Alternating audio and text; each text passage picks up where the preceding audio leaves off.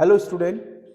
आज का हमारा वीडियो आगामी जो उत्तराखंड में विभिन्न न्यायालयों में कनिष्ठ सहायक और स्टेनोग्राफर की जो भर्ती आयोजित होनी है अगस्त माह में, उसका एक मॉडल प्रश्न पत्र है जो हमने उत्तराखंड के क्वेश्चनों को लेकर के बनाया है। आप लोग अगर नए हो तो हमारे चैनल को सब्सक्राइब कर लीजिए। आपको फुल लेंथ पेपर देखने हैं तो हमने 18-19 पेपर पीछे डाले हुए हैं, वो भी आप देख सकते हो। उनकी पीडीएफ भी आपको हमारे टेलीग्राम चैनल से मिल जाएगी। टेलीग्राम चैनल का जो लिंक है हमारे यूट्यूब के डिस्क्रिप्शन में होगा, वहां से उठा लीजिएगा और इसकी भी आपको पीडीएफ वहां उपलब्ध हो जाएगी। तो इसको हम सॉल्व कर रहे हैं। जो भी नए हैं वो सब्सक्राइब कर लें और कमेंट करके बताइएगा कि आपको ये सीरीज कैसी लग रही है। मसूरी के प्रसिद्ध कंपनी गार्डन, अंग्रेजों के टाइम का ये आपका गार्डन था। कंपनी गार्डन का नाम बदलकर क्या कर दिया गया है? तो अब इसका नाम है अटल गार्डन। अंग्रेजों के टाइम का जो कंपनी गार्डन था उसका नाम बदलकर अटल गार्डन रख दिया गया। राज्य सरकार द्वारा मई 2020 में लॉन्च किया गया होप पोर्टल किससे संबंधित है? होप पोर्टल है रोजगार उपलब्ध कराने से संबंधित। मतलब इस पोर्टल में रोजगार से संबंधित कहाँ क्या पोस्टें होंगी और क्या आपका कहाँ कहाँ कितनी विज्ञप्तियां हैं। इस पोर्टल में आप विभिन्न विभागों के आंकड़ों को देख सकते हैं। शिक्षा से संबंधित निम्नलिखित योजनाओं में से कौन सा सही सुमेलित नहीं है?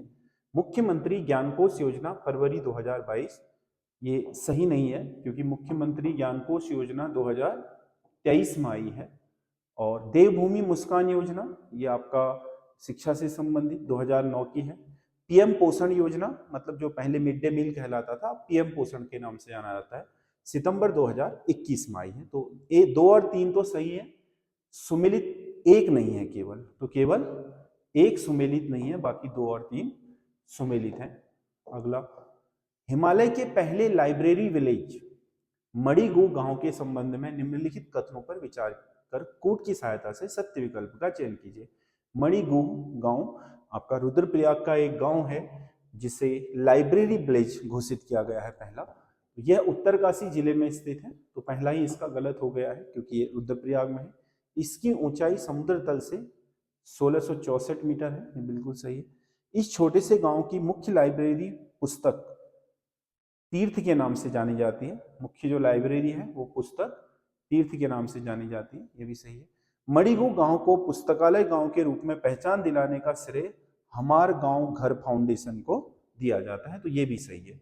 तो 2, 3 और 4 सही है, एक सही नहीं है क्योंकि ये मणिगु गांव रुद्रप्रयाग में है। 2, 3 और 4 ठीक होंगे इसके, तो इसका सही आंसर बी होगा। नंदा राजजात यात्रा में किससे आगे की यात्रा में महिलाएं शामिल नहीं होती? जो पातर नौचड़ियां हैं, मतलब पत्थरों का गोल घेरा सा बना हुआ है पातर नौचड़ियां में, उससे आगे महिलाएं इस यात्रा में नहीं जाती क्योंकि इसके बाद यात्रा काफी कठिन होती है। प्राचीन काल से ये परंपरा बनी हुई है, अब तो खैर चले जाएंगी क्योंकि अब महिलाएं अगर जाना चाहेंगी तो जा सकती हैं क्योंकि आप भेदभाव नहीं कर सकते। ग्रामीण क्षेत्रों में खासकर प्रथाओं को लेकर के काफी आपकी क्या है, गहन मान्यताएं हैं, गहन आस्था है, तो नहीं जाती है, नहीं तोड़ती हैं महिलाएं। लेकिन अब तो धीरे धीरे हो ही रहा है। जैसे शनि सिंगलापुर में 400 सालों तक महिलाओं का प्रवेश वर्जित था, 2016 में वहां महिलाओं को भी प्रवेश दे दिया। महिलाओं ने जनहित याचिका दायर करी सुप्रीम कोर्ट में, तो उसने दे दिया कि भाई आप किसी भी सार्वजनिक स्थल पर अनुच्छेद 15 के अनुसार आप किसी लिंग या धर्म, जाति, वर्ण, स्थान, मूल वंश के आधार पर भेदभाव नहीं कर सकते हैं। पर्यटन नीति 2023 के संबंध में असत्य कथन का चयन कीजिए। 2023 जो नई पर्यटन नीति है, 2030 के लिए इसमें लक्ष्य तय किए गए हैं। पर्यटन तथा उससे संबंधित उद्योगों में 2020 तक 20 लाख रोजगार उपलब्ध कराना इसका लक्ष्य है, बिल्कुल सही है। राज्य में आने वाले विदेशी पर्यटकों की संख्या में 10% की वृद्धि करना है, ये गलत हो गया है क्योंकि ये 5% की वृद्धि करने का लक्ष्य है। राज्य की जीएसडीपी जो ग्रॉस स्टेट डोमेस्टिक प्रोडक्ट होता है उसके योगदान को बढ़ाकर 15% करना है, ये भी ठीक है। श्रेणी ए पर्यटन क्षेत्र में निवेश पर 25% का अनुदान। श्रेणी ए मतलब जो बहुत ही क्या है, पहले से फेमस पर्यटक स्थल है, जहां पहुंच है वहां 25%। 3 श्रेणियां बनाई गई। बी में 35% का अनुदान है, जो थोड़ा बहुत फेमस तो है लेकिन वहाँ इंफ्रास्ट्रक्चर उतना अच्छा डेवलप नहीं है। और जो श्रेणी सी में है मतलब बहुत ही दूरस्थ क्षेत्र में है, उनमें 50% का अनुदान दिया गया है इसमें, जो भी आपका पर्यटन रोजगार से संबंधित योजनाएं होंगी उनमें। तो इसमें केवल बी सही नहीं है, बाकी एक सी और डी सही है। अगला, एक जिला दो उत्पाद योजना में सम्मिलित कीजिए। इसमें एक जिला दो उत्पाद योजना में नेचुरल फाइबर अल्मोड़ा का है। नेचुरल फाइबर इसमें जो बिच्छू घास है उसके फाइबर है, भांग के इसके फाइबर बनाने का। मडवा बिस्किट बागेश्वर का है, जो बीच में आंगनबाड़ियों में भी चला था। वुलन प्रोडक्ट मतलब जो आपके ऊनी वस्त्र हैं वो उत्तरकाशी का है। फार्मा प्रोडक्ट मतलब जो दवाइयों से जुड़े हुए उत्पाद हैं वो हरिद्वार के हैं। तो इसमें एक का एक, दो का तीन, तीन का दो और चार का चार, एक तीन दो चार। तो इसका सही आंसर है एक तीन दो चार। सही आंसर है एक तीन दो चार, यानी कि डी इसका सही आंसर। मुंशियारी का डारकोट गांव किसके लिए प्रसिद्ध है? मुंशियारी का जो डारकोट गांव है वो अपने ऊनी शिल्प, खासकर पश्मीना साल के लिए प्रसिद्ध है। पश्मीना को पता है कि ये क्या है, एक विशेष प्रजाति का क्या है, ऊन है, जो बहुत महंगा होता है अपेक्षा करते साधारण ऊन से, इसी के लिए जाना जाता है डारकोट गांव। चंद शासक भारती चंद ने डोटी के मल्लों के विरुद्ध 12 वर्षों तक संघर्ष किया। बिल्कुल सही है, डोटी में 12 वर्षों तक घेरा ढाले रखा। पिथौरागढ़ में बैकअप और काली नदी के किनारे जो चौड़ है उसमें सेना को लगातार डोटी को घेरे रखा। डोटी का मतलब आप अगर उत्तराखंड को देखोगे तो उत्तराखंड के साथ नेपाल जो लगता है, तो ये काली नदी हमारी सीमा है। काली नदी से लगा हुआ ये जो पर्वतीय प्रदेश है, नीचे महेंद्रनगर वाला मैदानी नहीं, केवल पर्वतीय प्रदेश, ये डोटी कहलाता था, डोटी का प्रदेश नेपाल में। तो आरंभ में जब चंदू ने यहाँ पर शासन स्थापित किया था तो वो डोटी नरेशों के अधीन ही किया था, इसीलिए उन्हीं की इष्ट देवी चंपा देवी के नाम से अपनी राजधानी का नाम चंपावती रखा था। तो ये भारती चंद पहले शासक थे जिन्होंने डोटी की दास्ता से ये कुमाऊं के चंद्र साम्राज्य को मुक्त करवाया। इसके लिए उन्हें 12 वर्ष तक लगातार घेरा डाले रखा, जब तक उन्होंने अधीनता स्वीकार नहीं कर ली। तो ये बिल्कुल सही है, भारती चंद कुमाऊं को डोटी से कर मुक्त करना चाहता था। भारती चंद कुमाऊं, क्योंकि ये चंद शासक डोटी को कर देते थे, उससे कर मुक्त करने के लिए ही उसने वहां पर चढ़ाई करी। तो ये भी सही है। तो ये जो 12 वर्षों तक संघर्ष किया उसकी वजह भी यही थी। तो ए और आर दोनों सही है और आर ए का सही स्पष्टीकरण भी है। अगला क्वेश्चन है, यमुना नदी में नदी से संबंधित निम्नलिखित कथनों पर विचार करें। इसे कालिंदी के नाम से भी जाना जाता है। बिल्कुल, कालिंदी क्या है? सूर्य की पुत्री है, शनि और काल यानी कि यमराज की बहन है, तो इसीलिए काल की बहन होने के कारण कालिंदी कहा जाता है।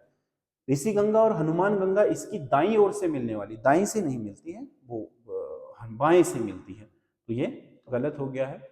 टॉस नदी कालसी के पास यमुना से मिलती है और इसमें यमुना से अधिक जल है। कालसी के पास जो डाक पत्थर बैराज है उसके पास में टॉस मिलती है और लगभग इससे ज्यादा पानी ले, यमुना से इतना पानी लेकर के आती है, उससे ज्यादा पानी लेकर के आती है, तो ये भी सही है। तो एक और तीन सही है, दो सही नहीं है। सत्य कथन पर विचार कीजिए, तो एक और तीन सही होंगे, इसमें से दो सही नहीं होगा। तो इसका सही आंसर होगा सी, एक और तीन। थारू जनजाति के संबंध में असत्य विकल्प का चयन कीजिए। ये स्वयं को महाराणा प्रताप का वंशज मानते हैं, बिल्कुल सही है, ये अपने को महाराणा प्रताप का वंशज मानते हैं। इसमें बदला विवाह प्रथा का प्रचलन है, ये भी सही है।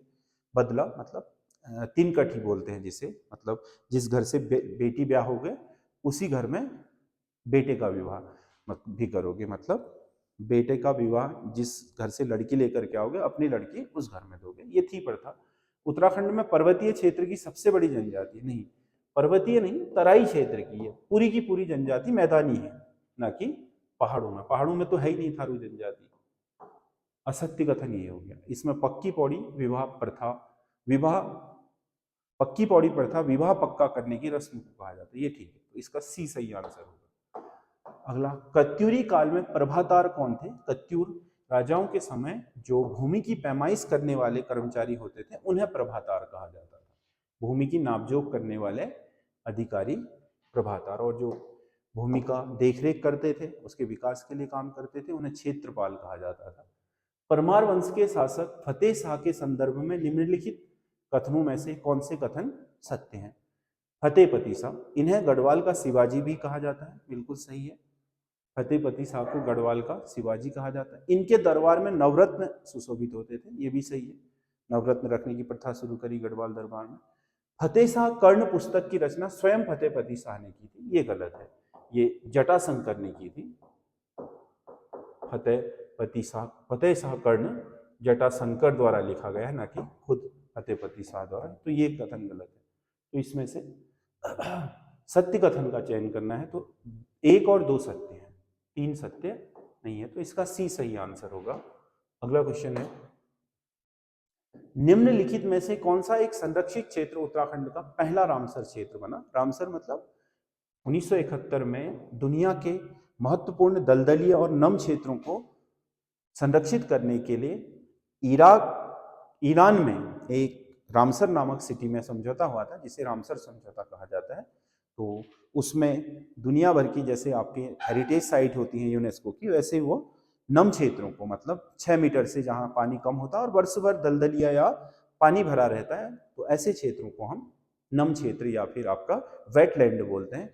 तो ये जो अत्यधिक महत्वपूर्ण आपके वेटलैंड है, उन्हें रामसर अपनी साइड में ले लेता है, फिर उसके समझौते का अंतरराष्ट्रीय मतलब संरक्षण आवश्यक है।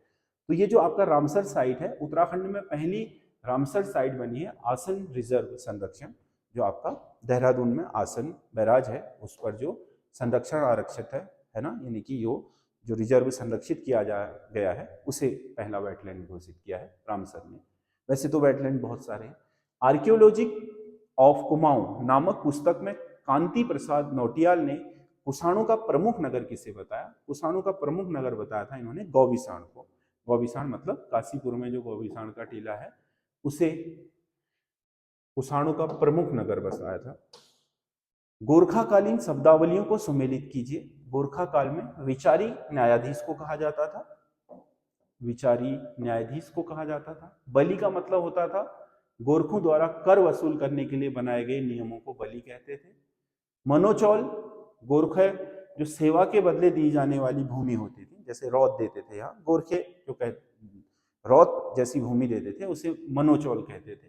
ढाकुरिया ये होते थे जागरिया सिंह, जो सैनिक सेवा में रेस्ट के लिए चले जाते थे, उन्हें ढाकरिया बोलते थे। जो सेवा में होते थे उन्हें जागरिया बोलते थे। जो 2 साल अवकाश लेते थे, क्योंकि उनके पास पैसा नहीं होता था पूरी सेना को, तो आधी सेना एक टाइम में काम करती थी 2 साल तक, वो जागरिया कहते थे। फिर वो ब्रेक में चली जाती थी, उसके बदले जो आधा हिस्सा होता था वो कार्यरत होती थी। जो कार्यरत होती थी उस समय जागरिया कहलाती थी, जो रेस्ट में चली जाती थी ढाकरिया कहलाती थी। तो इस तरीके से उन्होंने अपनी सेना को मैनेज किया था। 1 का 2, 2 का 1, 3 का 4, 4 का 3, 2 1 4 3, 2 1 4 3, यानी कि इसका सी सही आंसर है। अगला क्वेश्चन है, राजी जनजाति से संबंधित निम्नलिखित कथनों पर विचार कर कूट से सही विकल्प का चयन कीजिए। राजी जनजाति, इन्हें बनरावत भी कहा जाता है। यह उत्तराखंड की सबसे कम आबादी वाली जनजाति है। 5 जनजातियों में सबसे कम आबादी इन्हीं की है। इस जनजाति में मूक विनिमय व्यापार की अनूठी प्रथा थी, बिल्कुल है। मतलब ये अदला बदली करते थे बिना बात करे, मतलब रात में संकेतों से ही ये आसपास के गांव से अपने खाने पीने की चीजें ले जाने के लिए कुछ नमूने रखते थे, और साथ ही साथ जो अपनी बनाई हुई चीजें थी वो गांव के लोगों को उपलब्ध करा देते। काष्ठ शिल्प में इनका बहुत बड़ा क्या है आपका योगदान है, और इनकी सांस्कृतिक विशेषता रही है। काष्ठ शिल्प लकड़ी की वर्क, जैसे ठेकी है, नाली है, इस तरीके की चीजें बहुत सुंदर बनाते थे। तो ये इनकी अनूठी प्रथा है। ये मुख्य रूप से राज्य के चमोली और उत्तरकाशी जिलों में निवास करते हैं। नहीं, 7 गांव इनके वहाँ धारचूला, डेडीहाट, पिथौरागढ़ जिले में है। 1 गांव इनका खेतद्वारी चंपावत में है। तो कुल मिलाकर के ये चंपावत और पिथौरागढ़ में रहते हैं, कुमाऊं साइड में, जो पूर्वी कुमाऊं है उसमें, काली कुमाऊं में, अन्य जगहों पर नहीं है। तो इसका 1 और 2 सही है। राजी जनजाति 1 और 2 सही है, 3 सही नहीं है। अगला क्वेश्चन है, हिल यात्रा उत्सव के संबंध में निम्नलिखित में से सत्य विकल्प कौन सा है? हिल यात्रा मतलब, हिल का मतलब गीली या नम्र भूमि, यात्रा या यात्रा का मतलब होता है आपका समारोह या आपका यात्रा, सामूहिक यात्रा। तो जो हिल यात्रा महोत्सव है वो धान की रोपाई के समय पिथौरागढ़ के सोर घाटी में मनाया जाने वाला एक उत्सव है, जो नेपाल की देन है। यह मुख्य रूप से उत्तराखंड के पिथौरागढ़ जिले के सोर घाटी में मनाया जाने वाला एक पारंपरिक कृषि उत्सव है। यही सावन के महीने में जब धान की रुपाई होती है, इसमें क्या बोलते हैं इसको, आषाढ़ में, इसके समय होता है। इस उत्सव का मुख्य आकर्षण लखिया भूत नामक पात्र होता है, जिसे भगवान शिव का गढ़ माना जाता है। इसका मुख्य पात्र है, क्योंकि इसमें नाटक की भी नाट्य शैलियां भी हैं बहुत, तो लखिया भूत इसका मुख्य पात्र है। यह उत्सव मूल रूप से नेपाल की देन माना जाता है, जिसे वहां इंद्र जात्रा भी के नाम से भी जाना जाता है। बिल्कुल, इसे गोरखे लेकर के आए थे और ये इंद्र जात्रा के नाम से जाना जाता है नेपाल में, यहाँ हिल जात्रा के नाम से। तो इसमें 3 के 3 सही है, 3 के 3 सही है, तो सी सही आंसर होगा। अगला क्वेश्चन है, निम्नलिखित में से कौन सही सुमेलित नहीं है? उत्तराखंड न्यायिक एवं वैदिक अकादमी उजाला, ये है आपका कहाँ, भवाली में। और वीर चंद्र सिंह गढ़वाली राजकीय आयुर्विज्ञान संस्थान, जो राजकीय आयुर्विज्ञान संस्थान है वीर चंद्र सिंह गढ़वाली, वो पौड़ी में है। आयुर्विज्ञान संस्थान पौड़ी में है, ना कि टिहरी में, तो यही सुमेलित नहीं है। बाकी Wadia institute of Himalayan geology Dehradun, ठीक है। डॉक्टर रघुनंदन सिंह टोलिया उत्तराखंड प्रशासनिक अकेडमी, मतलब जो उत्तराखंड के प्रशासनिक सेवाओं के ट्रेनियों को ट्रेन कराने की अकेडमी है, वो नैनीताल में है, तो इसका बी सही आंसर है। अगला, कुमाऊं परिषद को वर्ष 1926 में पूरी तरीके से कांग्रेस में विलय कर दिया गया था। कुमाऊं परिषद जो एक क्षेत्रीय संगठन था यहाँ का, उसका विलय 1926 में कांग्रेस में हो गया। इसका मुख्य उद्देश्य केवल राजनीतिक आंदोलन चलाना था और वह स्थानीय सामाजिक समस्याओं पर पूरी तरह मौन। ये गलत है, ये राजनीतिक तो बाद में बनी लोगों को एकत्र करने के लिए। इसका मुख्य उद्देश्य था उत्तराखंड में जंगलायत, कुली बेगार, नायक सुधार जैसी विभिन्न जो आपके या निम्न जातीय सुधार जैसे जो महत्वपूर्ण मुद्दे थे, उनके द्वारा लोगों को सामूहिक रूप से इकट्ठा करके उन प्रथाओं को समाप्त करना और उसके माध्यम से सामाजिक जो पकड़ है उसे मजबूत बना करके पूरे जो क्षेत्र है उसको एकीकृत करके उसे राष्ट्रीय आंदोलन की तरफ मोड़ना था। तो ये दूसरा गलत है, पहला सही है। ए सही है किंतु आर गलत है, तो इसका सी सही आंसर होगा। तो ये 20 क्वेश्चन है, आपको कैसे लगे आप हमें कमेंट करके जरूर बताइएगा। और हम बहुत जल्दी आपके अपने ऐप पर भी फुल टेस्ट सीरीज लेकर के आ रहे हैं, आपको बहुत जल्दी उसके बारे में बता दिया जाएगा। बाकी आप हमारे YouTube चैनल SS स्टडी के साथ बने रहिए और हमारा app SS study app download कर लीजिए। जब भी आपको उसमें नया कोर्स लॉन्च होगा टेस्ट सीरीज का, कनिष्ठ सहायक को लेकर आ रहे हैं, तो आपको उसमें पता चल जाएगा। और वैसे भी हम YouTube में वीडियो के माध्यम से भी बता देंगे। और हमारे जो पुराने वीडियो हैं, ये जो आपके SSC के पैटर्न पर, उसे देखना है तो आप हमारे इस चैनल को सब्सक्राइब करके नीचे के वीडियो को देख लीजिए। आपको पिछले महीने के लगातार जो वीडियो हैं वो सब फुल लेंथ 100 नंबर के टेस्ट पेपर मिलेंगे, जो उत्तराखंड UK SSC वाला जो आपका पैटर्न है उस पर आधारित है। तो आप लोग अपनी परीक्षाओं की तैयारी के लिए हमारे साथ बने रहिए। धन्यवाद।